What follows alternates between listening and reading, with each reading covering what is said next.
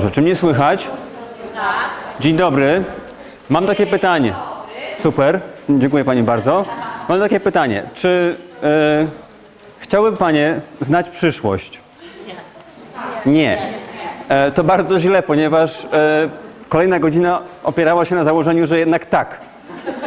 Więc to może chociaż przyszłość nauczyciela związaną z reformą, czy Panie by chciały znać? Tak? Super. Nasza przyszłość to wiele liczb.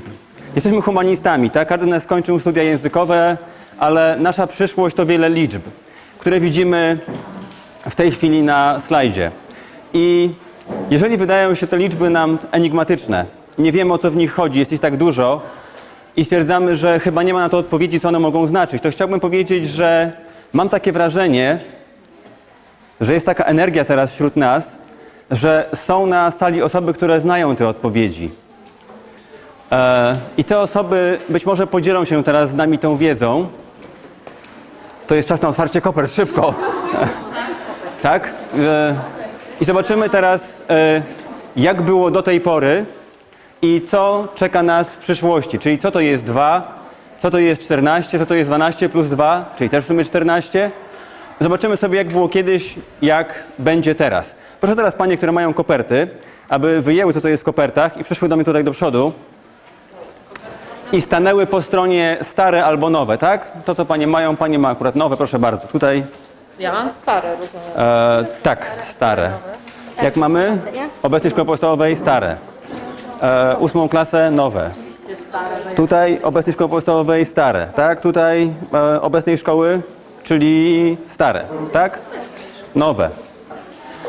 I teraz spójrzmy, co było do tej pory, czyli nowa 8. klasa to jest jakieś połączenie gimnazjum i końca podstawówki, tak? Proszę bardzo. Do tej pory uczeń musiał reagować tylko w 2 sytuacjach pisemnie. Musiał opisać coś i podziękować. W nowej rzeczywistości pisemnych mamy różnych reakcji ile? 14 z 2. Czy to jest zmiana? Tak. Czy ona jest dobra? Zobaczymy. Czy jest wyzwaniem? Tak. Uczeń w starej podstawówce musiał umieć reagować ustnie w sytuacjach 7. W nowej musi reagować w sytuacjach 14. Trochę mniejszy skok niż 2 do 14, ale dalej to jest 2 razy więcej, tak? Uczeń kończący gimnazjum kończył na poziomie A2+, kończący 8. klasę podstawówki będzie kończył na poziomie A2+, łamane na B1, czyli słuchanie i czytanie na poziomie B1. Do tego dochodzi nam jeszcze taka rzecz jak tematy leksykalne w podstawówce starej, których było... Ktoś kopertę zgubił, ale w nowej jest 12 plus 2, czyli było 12, tak? Teraz jest 12 plus 2, są 2 nowe, ale co więcej, w tych 12 starych są rozszerzenia, jest ich też więcej. Czyli ogólnie jest coraz trudniej, a do tego mamy taką szczególną jedną kopertę. Pani tu sobie stanie. Czyli mamy tak, coraz więcej wymagań, coraz więcej reakcji, coraz wyższy poziom i do tego minus 120 godzin. I to jest przyszłość. Czy jest fajnie? Super. Dziękuję Paniom bardzo w międzyczasie. Proszę przejść tędy. I to jest nasz początek. Czy jest Wam smutno? To dobrze, bo jakby jest ważne, żebyście Państwo mieli jakieś emocje, jakieś odczucia. Okay, and I think it's time to switch languages now. The opening was in Polish because the documents are in Polish, and now the rest is change. And I believe that this change, we can deal with the change, preparing for this in 3 different ways. Preparing for this in terms of language reactions for our students, the so-called reagowanie językowe. Preparing for this higher level of receptive skills, which is listening and reading, which is going to be around level B1. And finally, so it's reading and listening. As you probably know from the abstract, there were supposed to be 2 of us here. One of us is missing, so this session is going to be half as funny, half as informative, and half as long, I think. However, there's a surprise. There is a welcome address from my best friend who is missing here. Okay?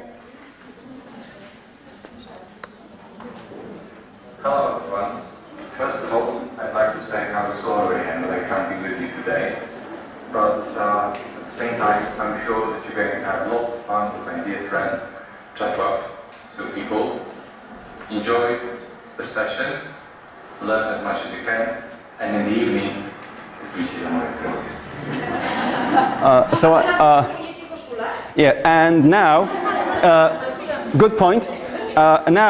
Since the first part is, reacting, could you please react by, sort of waving to Jacek, and I will just send him that video in a moment, okay? On the count of 3, 1, 2, 3. You could say hello. Hello. Thank you. So as you can see, this is the essence of reacting. Now, we told our bosses that I would be coming alone because Jacek is ill. The real reason is that we only have one shirt. In order not to argue and appear here stark naked, we decided to send only one of us with the shirt. Okay then, so we'll start with the reactions, and I have a simple task for you. In a moment you will see 2 dialogues. I would like you to arrange the first dialogue in the correct order, and I would like you to arrange the other dialogue in the correct order, okay?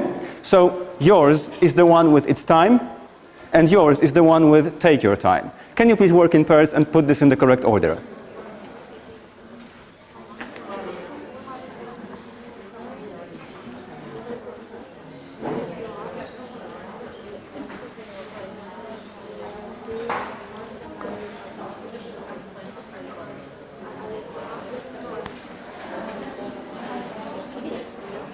So how is it going? Possible? No, because there's a little trick. I didn't give you the instructions.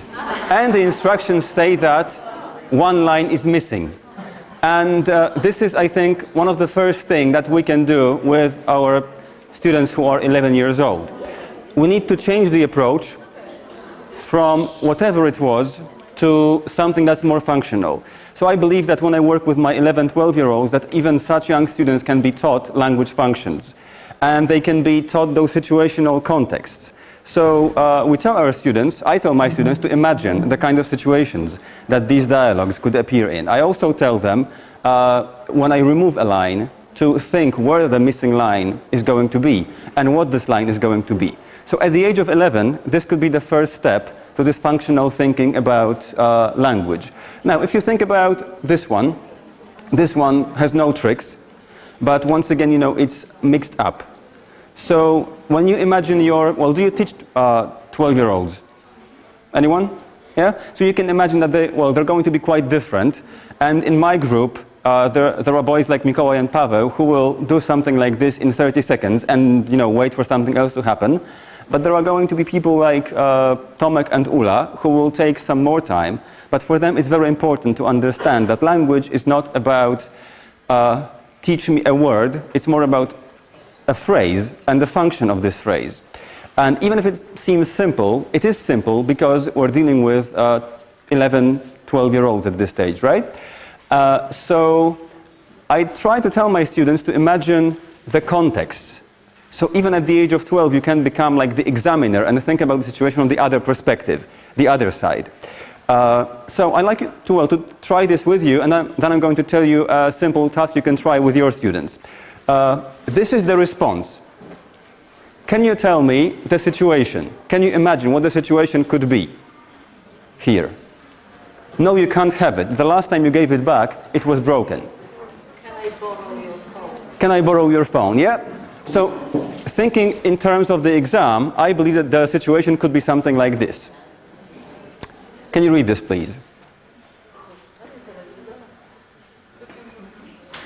Now, it's likely women watching football? Yeah, borrowing a TV. Yeah, I think, borrowing a TV is as likely as women watching football, okay? It's, yeah, but you see, this one is a perfect point I was going to illustrate. This one is a perfect point in which you can debate with your students, like, is this likely to happen in this situation? Is the range of situations wide enough? Or is there going to be just one situation in which something like this could be said? If you think this was unlikely, try this one. What's this? Of course, I can help you. How much do you want to spend? What's the situation? It's about? buying presents. What else could this be? Advising on buying. Yeah. Buying things. You see, and now this is the original situation.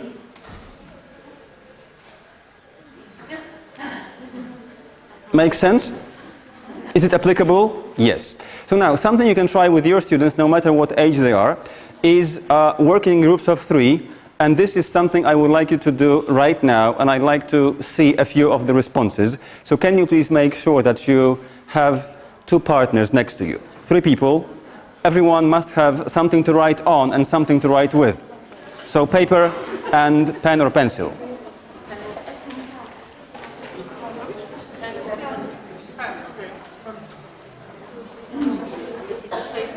Yes? A piece of paper and a pen each. Not per group, per person.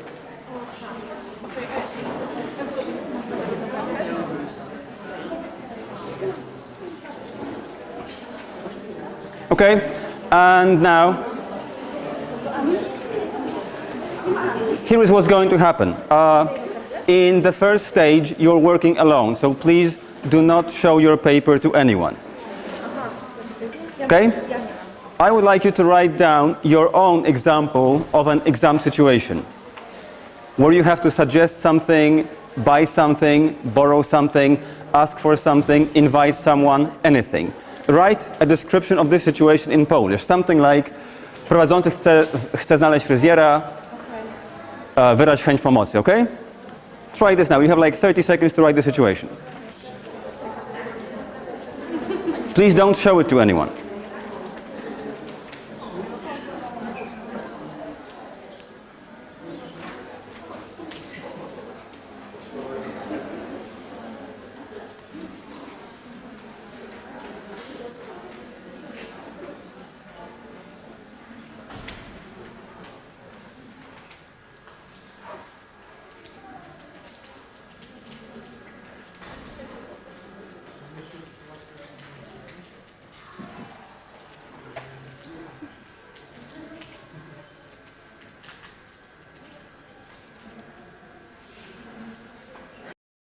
Okay, I can see some of you are ready, so let's just fast forward. Now, it has to be on a separate piece of paper, so if it's in a notebook, can you please like rip it out? Okay, when it's ripped out, I would like you to pass it on to the next person in the group. Okay, so A passes on to B, B passes on to C, C to A. Okay, pass it on. Okay, now when you've got this new piece of paper, I'd like you to respond to the situation. Okay? So please write a response now to what you see. In English, yes. The response is in English.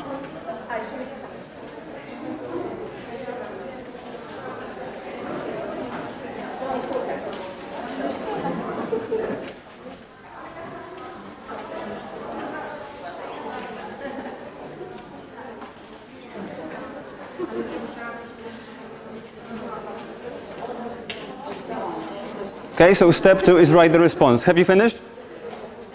No? Still don't show it to anyone, just write the response.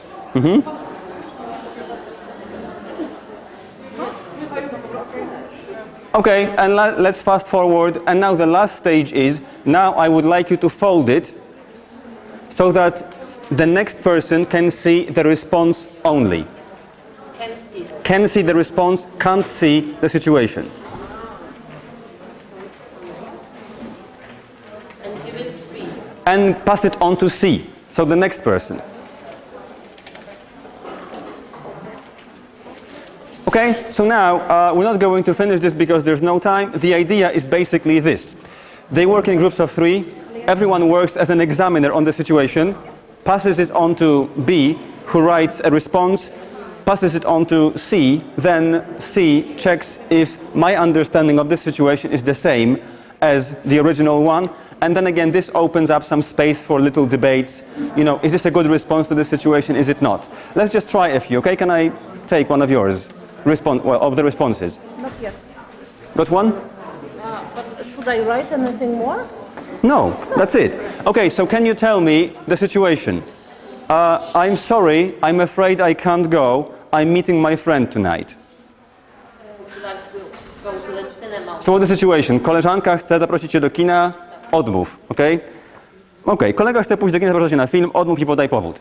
That's it, right? So at the age of 12, this is something you can do.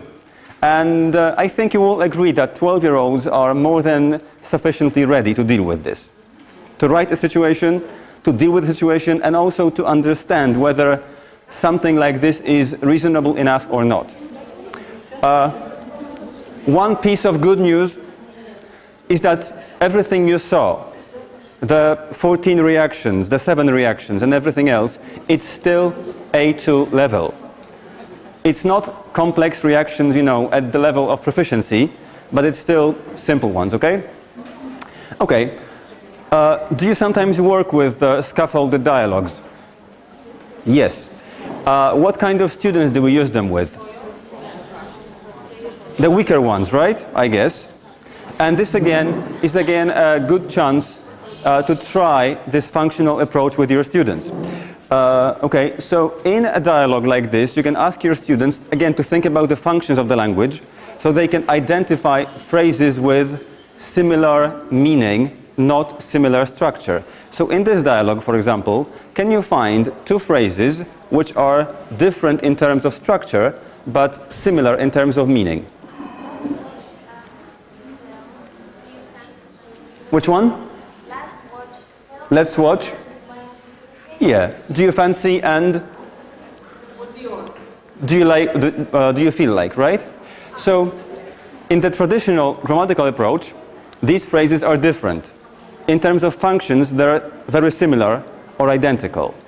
Now, I gave you some good news that the level is quite, you know, doable. But now, some bad news from Nowa Podstawa Programowa, which I read last night again. When you imagine your typical gymnasium students at the age of 14 or 15, how willing are they to speak? When you ask them a question? Not really willing, yes.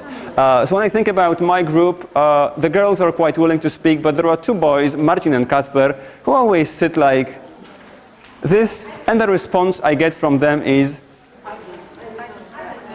It's like, so it's like, you know, it summarizes, you know, IDK, IDC, I don't care, I don't know, right?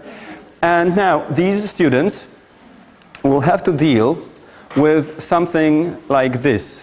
So uczeń rozpoczyna, prowadzi, kończy rozmowę. That's quite obvious, but this point is quite tricky. Podtrzymuje rozmowę w trakcie, w przypadku trudności.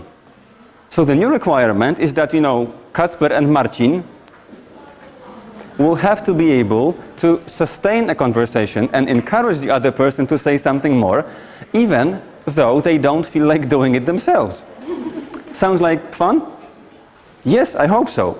And now, here is something you can try. The first thing is, now, this is a bad example. Now, teachers should never write bad examples on the board, but this is a bad example. Why are these questions wrong? Yes, no questions, right? So it's like, I don't know. So the first thing is we try and avoid open loop questions, and we focus on specific questions. So this is something you can try. So can you try this in pairs now? You can take the first question, one with the computer games, try the second question, try and think of 6 questions you could ask with what, why, who, how, when, where, related to the subject, which would be quite specific. You have 30 seconds for this. Try this now, please.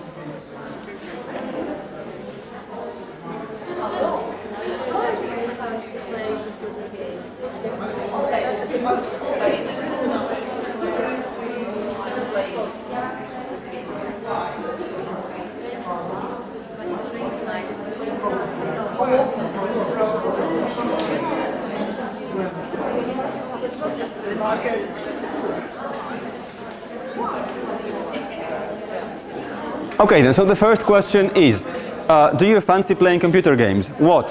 What's the question? With what? What? What kind of games do you play? Why? Why do you fancy playing games? Who? Who do you play the games with? How? Yeah, you see? And this is exactly what this new requirement is about. when I don't feel like talking, you encourage me with specific questions. And not only do you try and do that as a teacher, you also tell your students that, you know, for example, in this activity, in this pair work or group work, you tell your students, now you have to ask specific questions. And I found this out with my group as well, that even Kacper and Marcin, and I think if they can do it, anyone can do it. They're good boys. They just don't feel like speaking to me, right? Or anyone else, unless the subject is right. But if they can do it, if they can understand after 3 or 4 classes that, dobra, bez pytań ogólnych, if they catch on after some time, I think it's a matter of time. And I think we have plenty of time. Okay, so that's the idea. Well, the next thing is, connected with the functional approach, there are like 10, 20, 100 different language functions like these. So you prepare yourself like, you know, a set of cards with the language functions, and there are basically 3 things you can do with them. So each pair or group of students have their own set of cards, and you ask them the first question, right? How would you like to spend the evening? Now, I would like you to imagine this coming evening.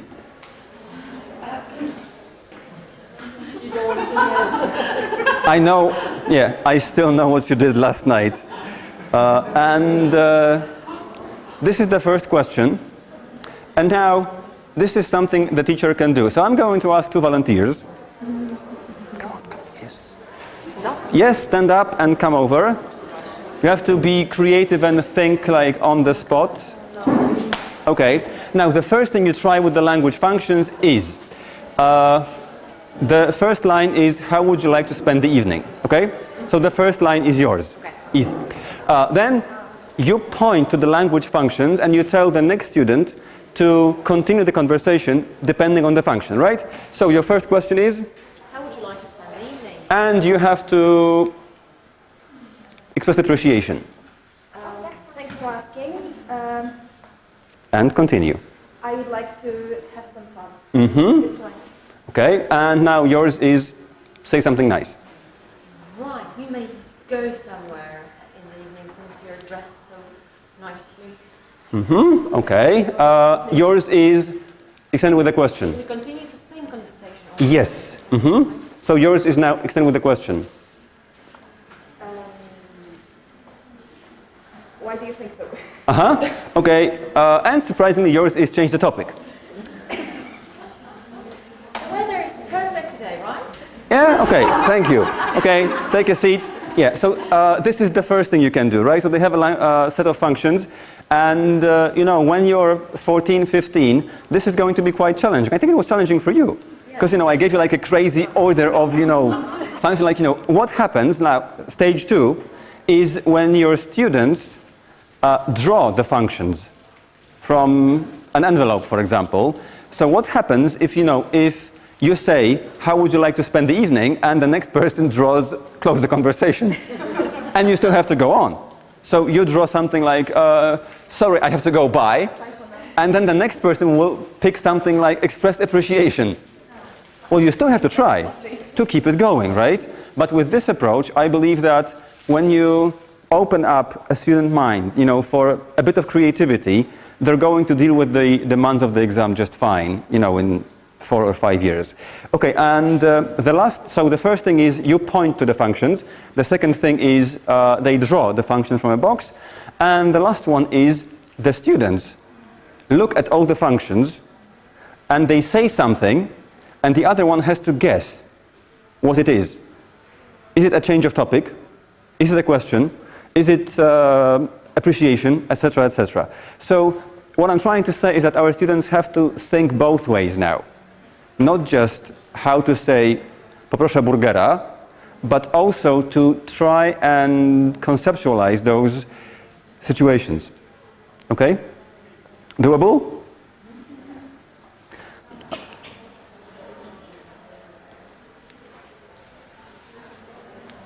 Okay, so time for a commercial break before we move on to the second part. Can you make everyone happy? No. Teaching and learning is a relationship between how many people? At least two, yes. When I was your age, it was a relationship between the teacher and the student. Now there are 4 forces, right? There's the teacher, the student, the parents, and the headmaster, as you can see. Now, the new reality is demanding. It's a challenging change, but I believe that you will find a solution. You can't make everyone happy, but you can make these 4 groups of people happy, and one of them is very important. Now, this is you. I mean, this could be you, right? So I would like you to find out something about something that's called Narodowy Program Przygotowania do Egzaminu Ósmoklasisty by Macmillan, where you will find a lot of advice, a lot of support, professional, psychological, whatever you need on this page, and you will find information for yourself, tips for your students, ideas for the parents and what they can do, and even information for your headmasters and head teachers, which is just great. So don't try it now because, I'll feel like less important, but, you could try this later. Okay, so reading comprehension. As we know, reading and listening are going to be tested on something like B1 level, finally. And if it's more difficult, you can't make reading or listening more difficult by giving a student something like C1 level and saying, try and deal with this. So how is it going to be made more difficult? I believe it's going to be with the introduction of open-ended questions. So less true-false, less multiple choice, more open-ended questions. But first of all, a question to you. Can you tell me true or false? False. Great. Some time ago, I had a chance to attend a lecture by Professor Kłosińska. Radio 3, co w mowie piszczy. Okay, she's a fascinating speaker, and she said something like this, that 20, 30 years ago, sort of like my generation, before you were born, people read books. And books looked like, pieces of paper with pages, right?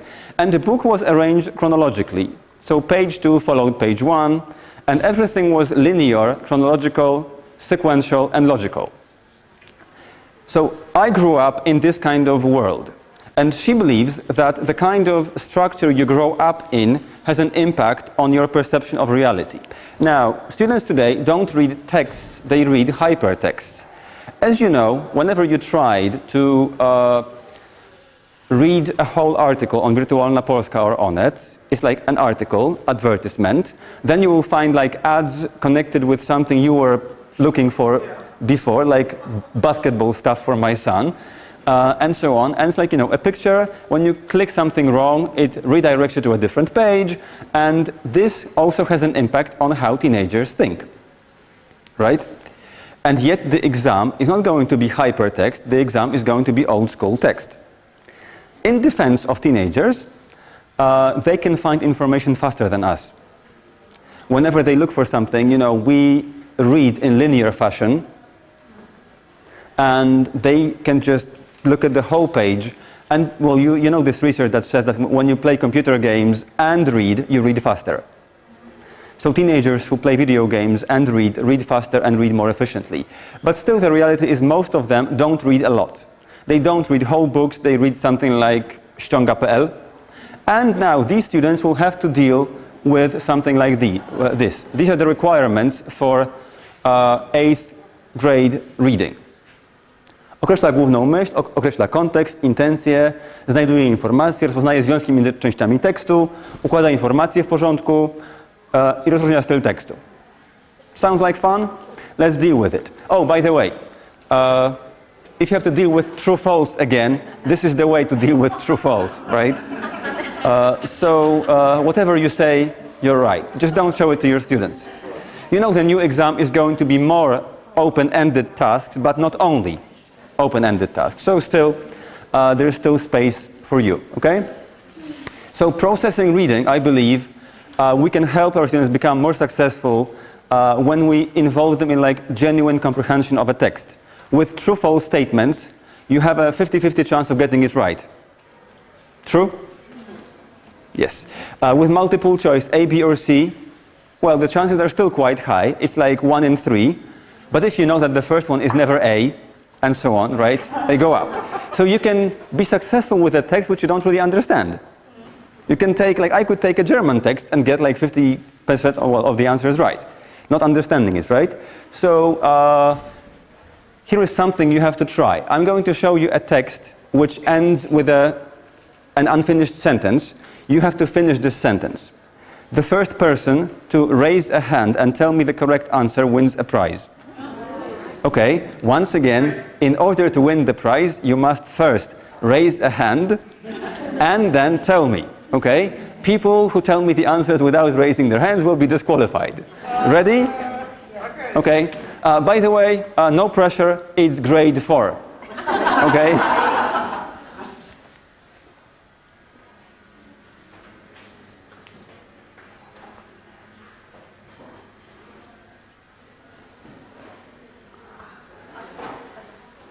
Okay?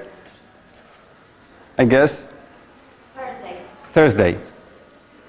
Okay, what were you going to say? You were going to say Wednesday, okay?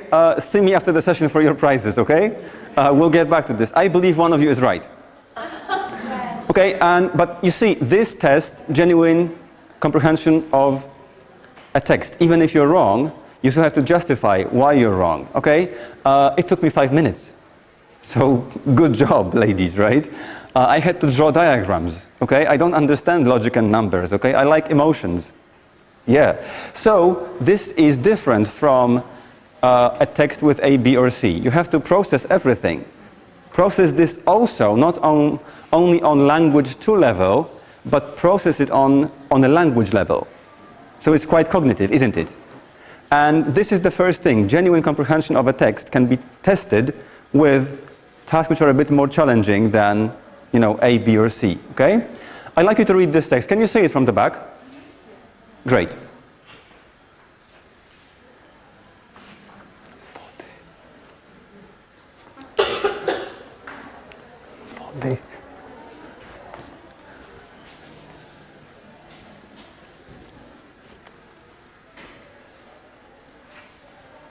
Done?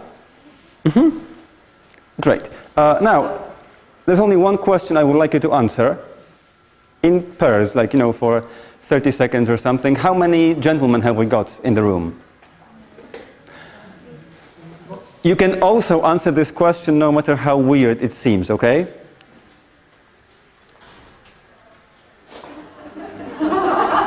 So, after reading this text, can you please tell your partner how typical or untypical you are as a Polish woman?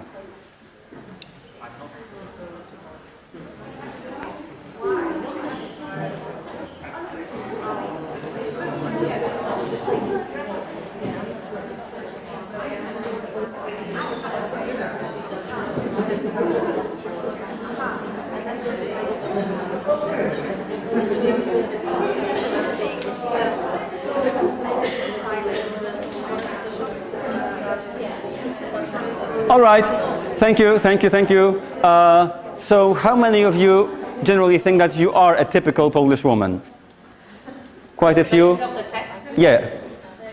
Not a typical Polish woman, based on the text.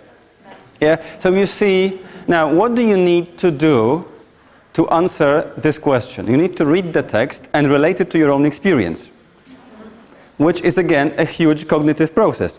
It's not just saying, okay, I believe number 3 is C, but it's processing the text, relating this to your own experience, and then giving an answer, okay? By the way, do you know what a typical Polish man and woman look like? Oh, it's based on, like, you know, thousands and tens of thousands of photos of Polish men and women put together, and this is the more or less synthesized approach. Would you say that they look Polish? Yes. Yeah, I think they look Polish, but they look like I think they look like 1980s, right? Okay, so anyway, when your students have to, well, what we're dealing with here is a process that Piaget called accommodation and assimilation, right? Basically, the idea is that whenever you learn something new, whatever it is, physics, for example, there is enough energy in the sun to keep it going for the next 5 billion years. There are 8 billion people in the world. Can you comprehend that? No. When you're a small child, you don't comprehend that. So when you get new knowledge, like a typical Polish woman, you try and assimilate this knowledge to your thinking. So I don't understand, for example, how many is 7 billion, but I understand that it's more than the population of Warsaw. So this is assimilating the knowledge.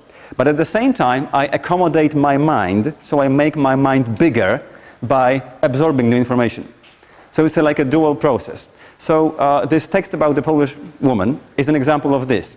You assimilate the knowledge, you try to relate this to your own experience, but you also expand your mind a bit because you find out that there are other perceptions of a typical Polish woman. Do you see the point? And to me, like, this is the very essence of any kind of learning. It's the so-called, constructivist approach. Okay? And when your students read a text about a boy like this, a boy who is a hitchhiker, but he travels in a wheelchair, and his life is quite extraordinary, and they have to answer a question like, in what ways do you think Albert isn't a typical young man? I think it's also a good chance to compare your perception of how you would understand this question to your teenagers. Because I think we might have a different perception of a teenager than teenagers do of themselves, right? Probably, many people who don't work with teenagers feel pity on us. Like when I tell my friends, newly met people, that I have 2 kids, 15 and 17, they say, oh, it must be hard for you to deal with the arguing. And I say, what kind of arguing? I will never exchange my kids aged 15, 17 for newborns. I think this is the best age and it's getting better. So I think we can deal with students and those different perceptions of, I think it broadens our minds. Thanks to this, we stay forever young, right? Okay. So, once again, can you please work in pairs and finish these sentences on the basis of the text? You read this like 5 minutes ago. You should be quite successful.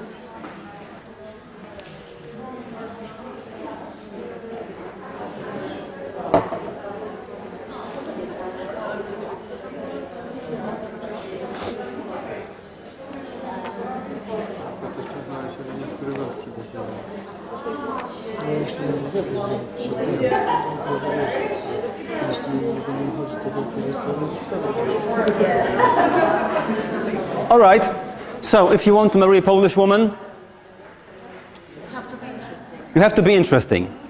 Polish women are demanding because they expect it a lot because they know their worth. Okay, a Polish woman will love you, but will expect a lot. Okay, and if you have a sense of humor,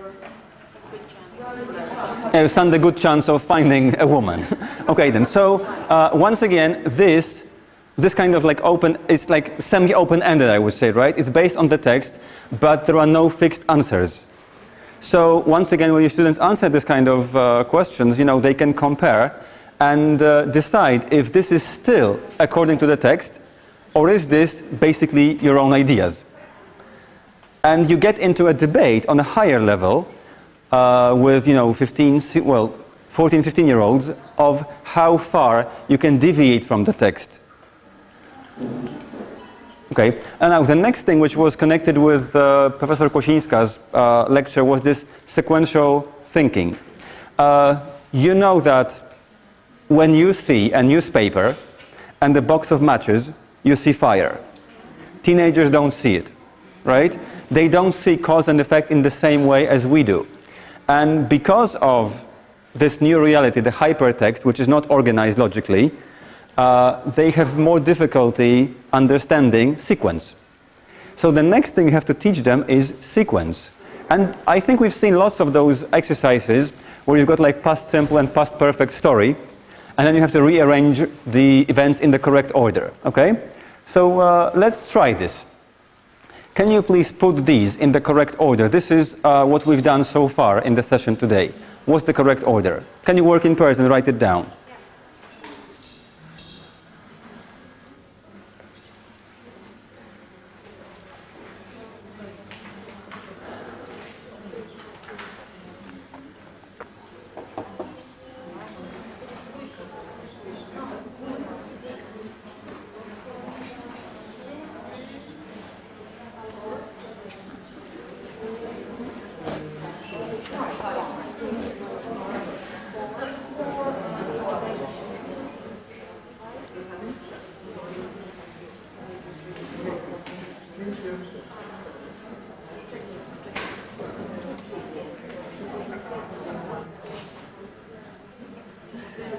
Okay, ready? Yes? So let's check this. So what's the correct order? The first one was 2. 3. Then 3? Really? What about, I think we kind of started with number 2. So 2, then, yeah. 3. Or 5? Then 5. Okay. 4? Yes. Then? 1. Okay, so we differ in the perception, I think, of number 3. And once again, when you imagine something like this in a story, again, if your students don't arrive at the correct conclusions straight away, that's even better for you. Because when 2 of them argue, this creates a space where you don't have to mediate. And this is something I was told in my first observation at the age of 22. When 2 students had different ideas, I stepped in and I was the mediator. And the person who observed my class told me, step back. It's a natural opportunity for them to argue. You know, you still get paid the same, right? So why should you be there? Like, you know, they do your job, you get paid the same. All right, right?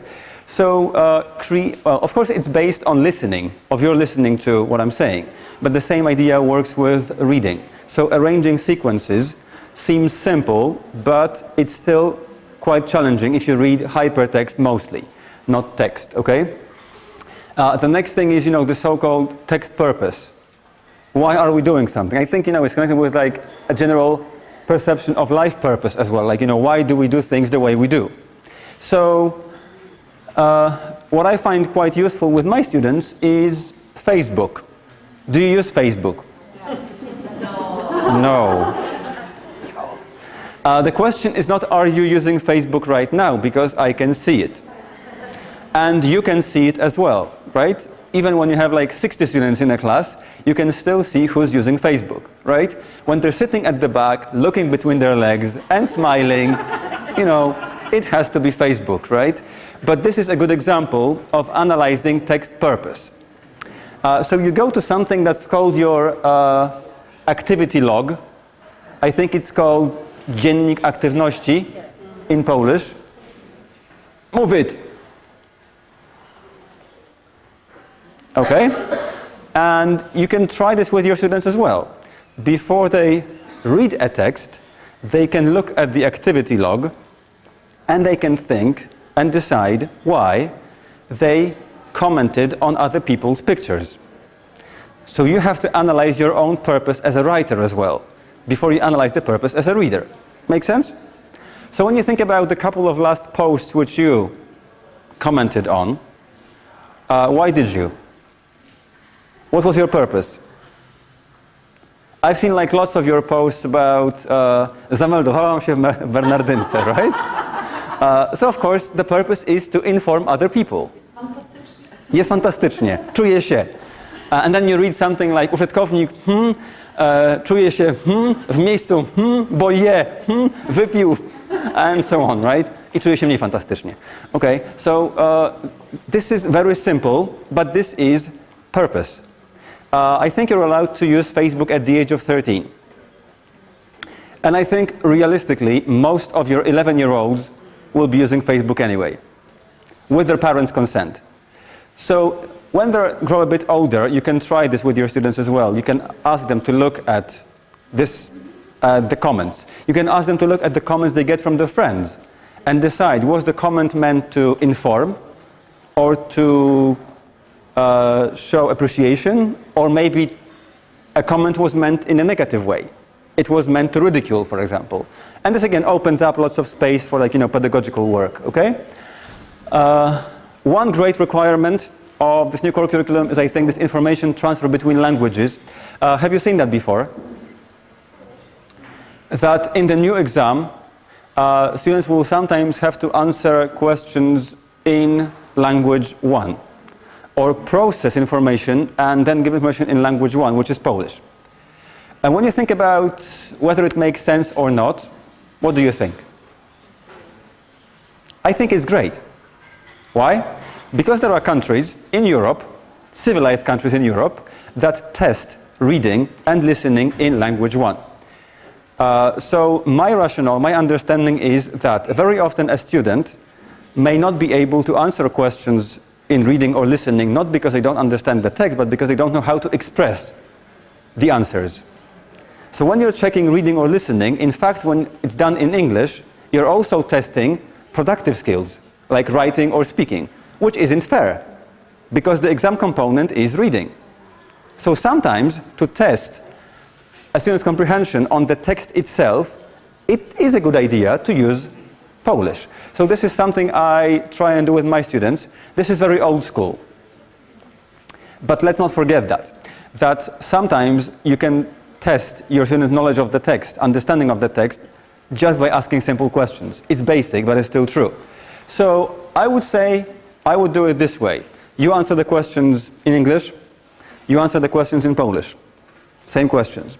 Then you find a partner from the other group. Again, you compare the answers. And when you have two different languages to compare, you also have like two different areas of knowledge to compare. So your students, again, this opens up some space for discussion. Is this answer correct? Is it not? Is it a good answer in English but phrased in a bad way? Or is it still correct? Etc., right? So lots of possibilities, okay? So moving on to the last part, which is listening. I would like you to look at a possible examination task first. So what you see on top is the script, and what you see below is the task. Can you please get familiar with this?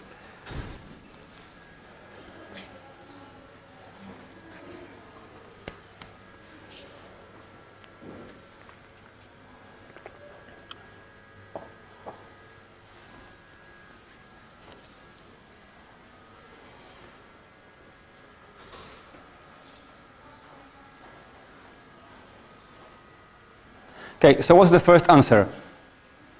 Interview. Is the word interview in the script? Yes. Easy? Great. What's the answer in the second one? Isn't far. Is the word far in the text? No. The last one, I was at the restaurant at? Is the phrase 9 o'clock in the script? No. And this is going to be the structure of the new exam in terms of listening as well. There's going to be like lots of processing, so you may not hear the exact words. I'm not saying you won't hear, because I think there will be a combination of tasks, like, the easy ones and the more difficult ones. But the idea is that you will have to prepare your students to process things. Again, a long time ago, when I started teaching, such an approach was considered unfair.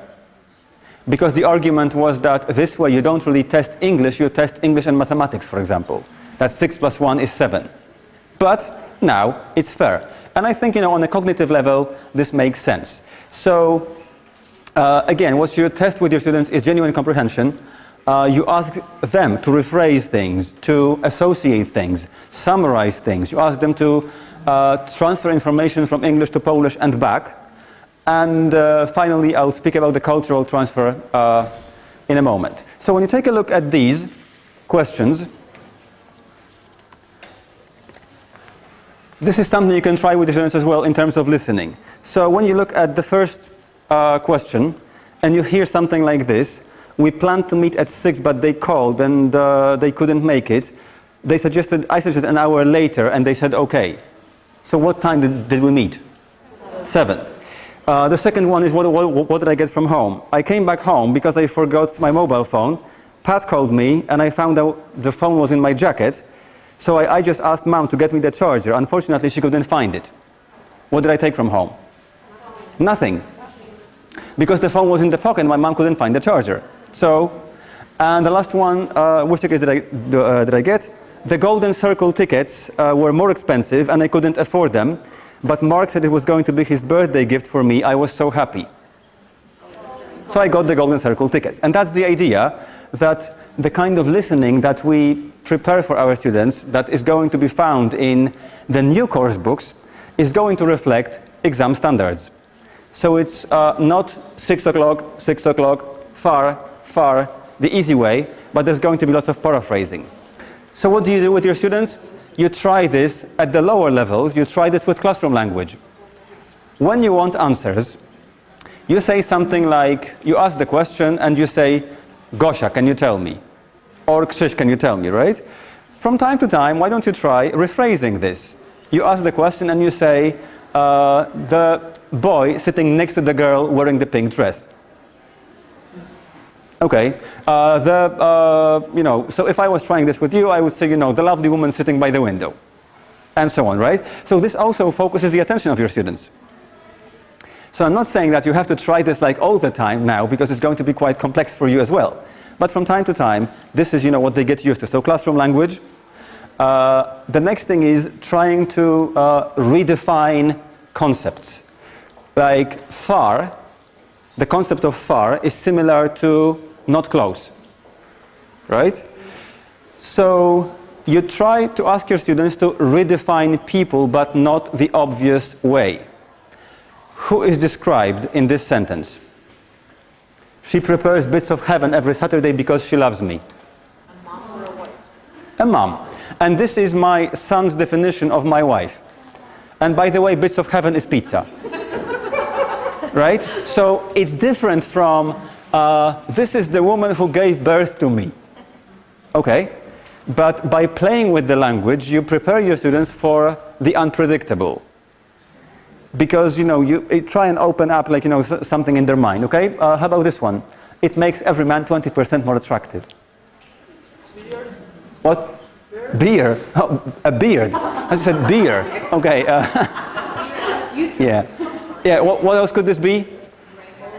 What? Oh, gray hair, a tie. Okay. I read that any man wearing a suit looks 20% better. No matter how you measure the 20%, okay? Okay, and the last one? Smartphone. Yeah, I meant Wi-Fi, but smartphone is good enough. So this is something as well with your students. You give them very basic concepts, and this is in fact preparation for listening. So I'd like you to try this now. You've got, and they don't have to be words, they can be phrases. So what you can see is coffee, what's this? Activity, whole phrase. Talking on the phone, chatting on the phone, and the last one is? Buying shoes. Yeah, buying shoes or shoe shopping. So can you please work in groups of 3 now in a minute and prepare your own unusual definitions of coffee, chatting on the phone, and going shoe shopping. Okay? A minute, please.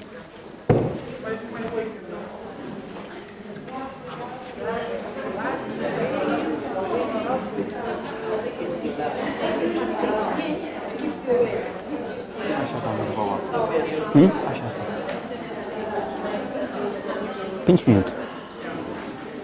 Około 5 minut, może 8. Czyli w normie. Okay, so what about coffee? Anyone? A dark sense of life in a cup. A dark sense of life in a cup. Excellent. Okay. What about chatting on the phone? Anyone? Every man's favorite activity when no woman can see. We chat on the phone a lot as well, right? We just don't gossip. We discuss things, okay?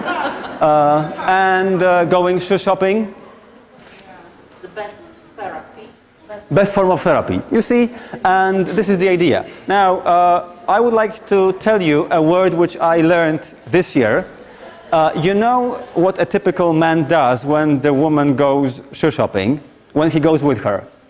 He stands in the doorway of the shop, right? Like sort of being afraid to enter, but still he wants to be there, he wants to be supportive. Do you know that this has a name in English? It's called man standing. Yeah. I found out like this year. So man standing is the activity when you sort of with the woman, but outside, at the entrance of the shop, right? Okay. The next thing is reassociating things. So again, in preparation for listening, you try and tell your students to associate a concept. Now the concept is something you can't see, and you ask them to provide like 3, 5, 6, however many associations with this for the other person to guess what it is. What do you think this is, by the way? May, protected, white, green, powerful, addictive.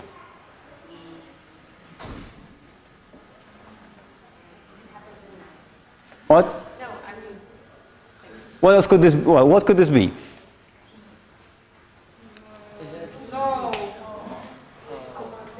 May. Green. White. Protected. Powerful, the smell. Addictive.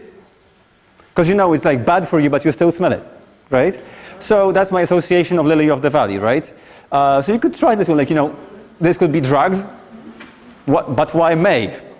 Because it's like school year is coming to an end, right? Okay, do you know this man? What job do you think he does? Stand-up. A stand-up comedian, close. That's Martin Seligman, psychologist. Okay, he's the founder of a movement called positive psychology, which I won't tell you about because I would like you to listen to something in a moment. So we've been talking about listening, and you haven't listened to anything else but me. So I'd like you to listen something. Now, listen carefully, because you will hear it once only. So there's no bing at the end, no second chance, okay? And of course there will be questions.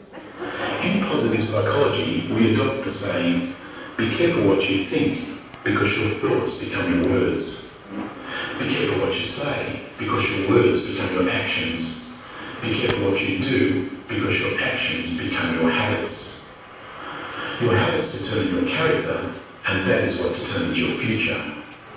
Positive psychology is the study of what makes life worth living. As a science, it tests hypotheses about what works to improve our lives. It uses the same research techniques as other areas of psychology. It's just the focus of what is studied that is different. Traditionally, psychology has been most concerned with what is going wrong for people and has attempted to find ways to make them less miserable. The goal of positive psychology is to make normal life more fulfilling. It focuses on people's strengths and asks, what is it that is going well in their lives? Instead of helping people move from the minus end of the scale up to zero, it focuses on moving people to the positive end of the scale. Positive psychology complements traditional psychology, but suggests that there should be as much focus on finding out how to use our strengths as on how to manage our weaknesses.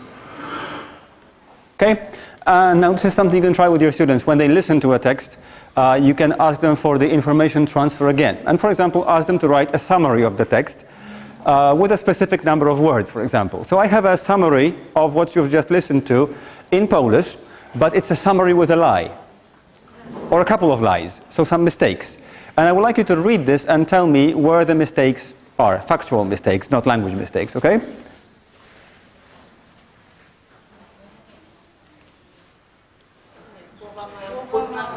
Aha, so the first one is słowa mają wpływ na czyny, a czyny na nawyki. One. What else?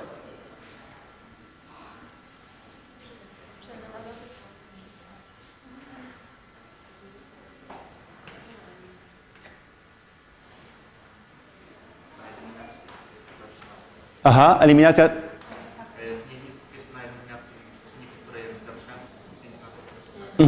Czyli psychologia poznania nie eliminuje negatywnych, tylko promuje pozytywne, jak wskazuje sama nazwa. Oraz jeszcze jeden trik na koniec. Nie jest czym? Jest uzupełnieniem, tak? A nie dokładnie. Okay, so that's the idea. So you can ask your students to write summaries for each other, but also summaries with a twist. So summary with a bit of a lie. Okay, and this is the unplanned advertising section. If you're going to read one book this year, it's the book called Flourish by Martin Seligman. Okay, it's based on clinical research of people with target groups, placebo groups, and everything, good stuff. As usual with American psychologists, get the English version, it's easy to read. Don't buy the Polish version because I think it was done as a translation, you know, like overnight with Google. So try this one. Okay, so the information transfer is again a chance for your students to process listening a bit deeper. And finally, have you seen the requirements in the new core curriculum regarding cultural transfer? That students have to be able to talk about Poland in response to a text or a recording that they have just dealt with. So together with my absent best friend, we wrote a couple of materials for grade 4 course books.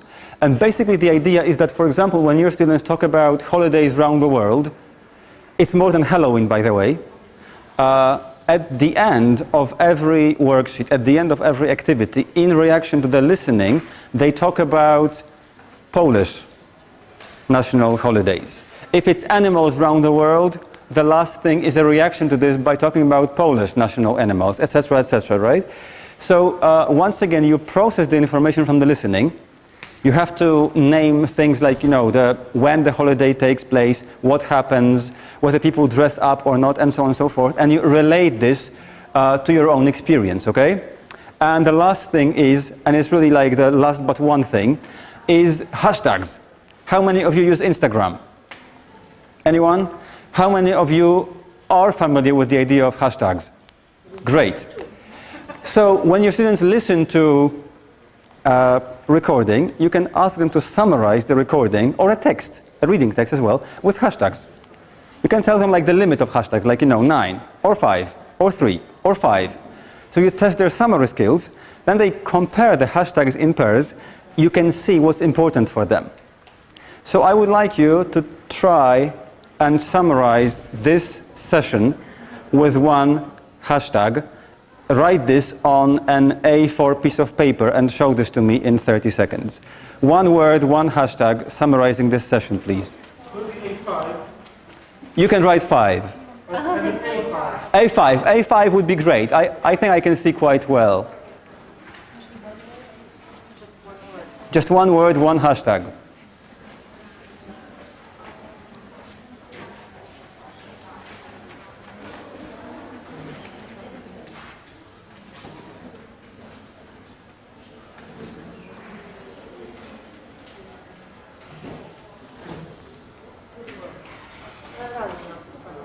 If it's more than one word, you have to write them together, because that's the idea of a hashtag, right? You don't break it down.